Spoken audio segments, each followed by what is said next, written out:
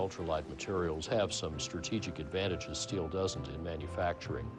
They can cut the tooling cost by about 99%, get rid of the body shop and the paint shop, which are the two hardest and costliest parts of making the car, and cut the total capital intensity by at least 2/5 below the leanest plant in the industry.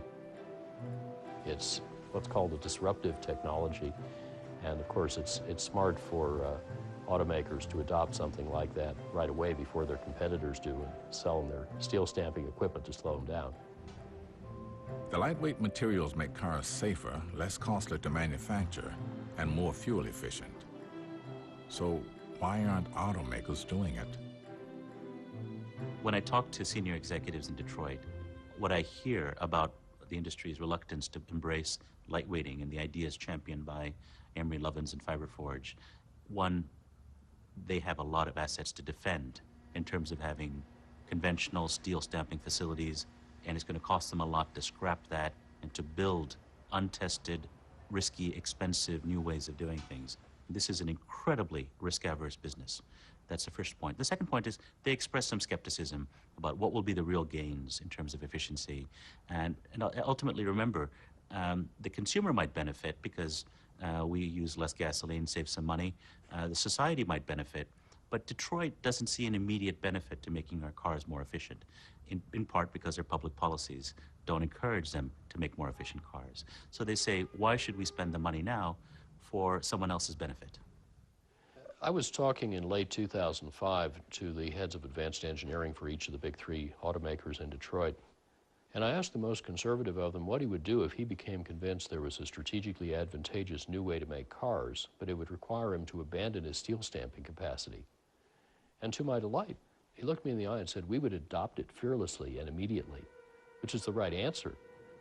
But I don't think he would have told me that 6 or 12 months earlier. I think gazing into the abyss concentrates the mind wonderfully. And the American automakers are in such deep trouble that they have a very strong incentive to look at fundamentally different ways to make cars. You know, the first automaker that really gets serious about lightweighting and either licenses our technology or comes up with its own competitive technology will really own a key piece of the next generation of transportation, just like the Japanese automakers have really taken on the hybrids and are owning the market right now, and presumably will continue to do so because they've kind of taken a leadership stake there. The future Toyota hybrid sport. I think if you're looking for exceptions to the rule about Detroit being short-termist, not understanding innovation, ultimately mortgaging its future in return for short-term profitability, I would say you'd have to look perhaps, for example, at General Motors. You do have the chief technology officer there, Larry Burns, who's a visionary. He doesn't always have control over what happens at the company, but in terms of spending $1 billion on technologies like hydrogen and fuel cells, which is in effect a Hail Mary pass for a company that's in a lot of trouble, ultimately the company is hoping it can leapfrog to the next level by jumping ahead of the Japanese on futuristic technology. If we hope to grow our business, we're going to have to do that sustainably. We can't have our growth be capped because of an energy issue or an environmental issue. And we think technology really holds the key to do that. And the key to that technology, we believe, is to get vehicles to be electrically driven. There has been more and more evidence that Detroit may be pulling out ahead in the race to develop the cleanest, greenest car. Recently, at a Detroit auto show, General Motors debuted the Chevy Volt. Well, the Chevrolet Volt is a very exciting concept vehicle. It's based on what General Motors calls our E-Flex platform and architecture. E-Flex stands for flexibility, and the E is electrically driven automobiles. And here's the basic idea. If we can get to an electrically driven vehicle, it has a chance to be a pretty simple vehicle. Electrically driven vehicles have about 1/10 as many moving parts in their propulsion system as mechanically driven vehicles. So we can develop a common electric drive system. That's the electric motors, and that's the controls for those electric motors. And we can make those components then in higher volume and package them into a vehicle. And then you can mix and match, depending on where you are in the world, batteries and fuel cells and engine generators and gasoline and ethanol, and it gives us a great deal of flexibility. Unlike my Prius, which operates primarily on a gasoline engine, with a backup electric generator to improve efficiency.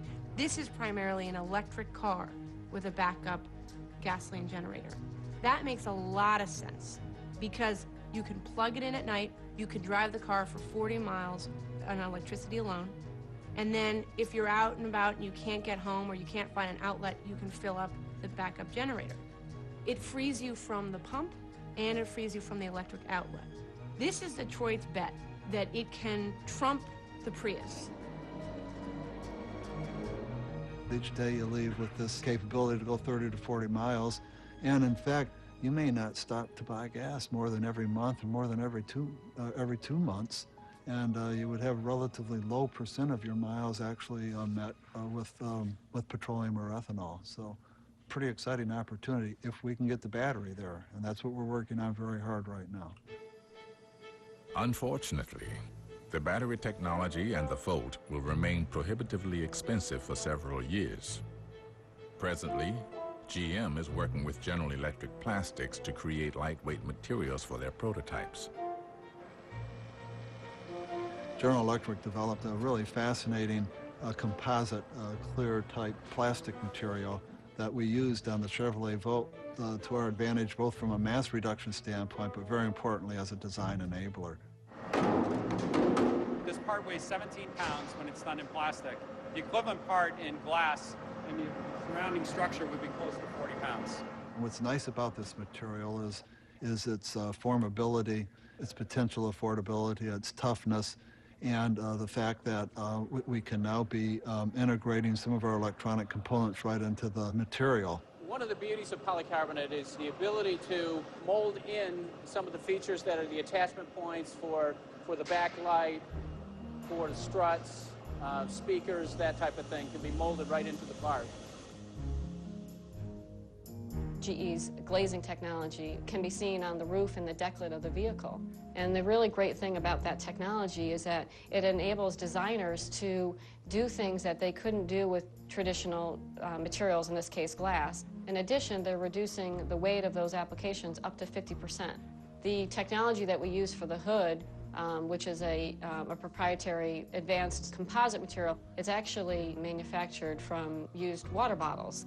We break the water bottles down to its basic chemical form and then reuse them into the products that are now seen on the Chevrolet Volt. One of the future things that GE is looking at is how to take the whole front end of the vehicle and create what we call an elastic front end that for pedestrian protection, which is becoming a more important requirement around the world. It's clear that the future of the car is tied to the future of energy. Although many years off, the ultimate fuel of the future is emission-free and happens to be the most abundant chemical element in the world. You know, you can make hydrogen from electricity by putting electricity through water. You can also make electricity from hydrogen by running hydrogen through a fuel cell. And that interchangeability, we think, is going to be very important to long-term infrastructure for energy.